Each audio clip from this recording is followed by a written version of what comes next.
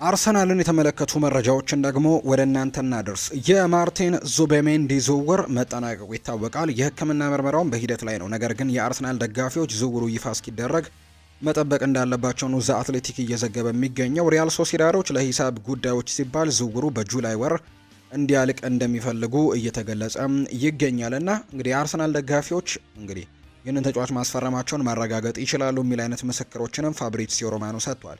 አንዳንድ የአርሰናል ደጋፊዎች በተለይ ስጋት እንዳለባቸው ጭምር ይነገራል። ምክንያቱም ሪያል ማድሪድ ይሄ ዝውውር አልተጠናቀቅም ብሎ እንደሚያስብና እዚህ ዝውውር ላይም ለመግባት ሙከራዎችን እያደረገ እንዳለ ይነገራል። ነገር ግን ፋብሪዚዮ ሮማኖ ይፋ አድርጎታል። ይሄ ዝውውር የተጠናቀቀ ዝውውር ነው፣ በቀጣይ ይፋ ማድረግ ብቻ የሚቀረው ዝውውር ነው።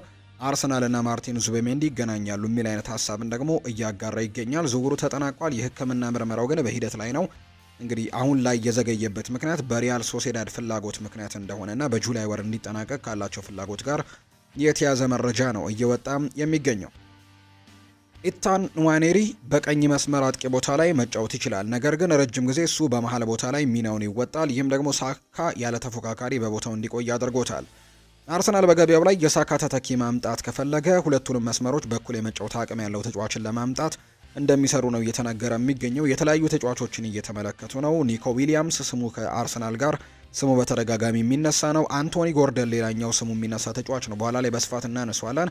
የሊሮይ ሳኔንን ጉዳይ እናንሳ። ሊሮይ ሳኔንም እንዲሁ በሁለቱም መስመሮች ላይ መጫወት የሚችል አይነት ተጫዋች እንደሆነ የምናውቀው ነው። በእንግሊዝ ፕሪምየር ሊግ በማንቸስተር ሲቲ ያንን ነገር አሳይቶናል። እንዲሁ ደግሞ በጀርመን ባየር ሚኒክም በሁለቱም እንግዲህ ክንፎች ላይ ሲጫወት የምናስታውሰው ተጫዋች ነው ሊሮይ ሳኔና አሁን ላይ በነፃ የሚገኝ ተጫዋች እንደሆነ ይታወቃል። አርሰናል ከሊሮይ ሳኔ ጋር ንግግር አድርጓል የሚሉ መረጃዎችን ዳቪድ ኦርነስቲን አጋርቷል። እናም ሳኔ በሚኒክ ያለውን ኮንትራት ካላረዘመ ወደ አርሰናል የሚያቀናበት እድል ሰፊ እንደሆነ ጭምር ነው ዳቪድ ኦርነስቲን መረጃውን እያጋራ የሚገኘው።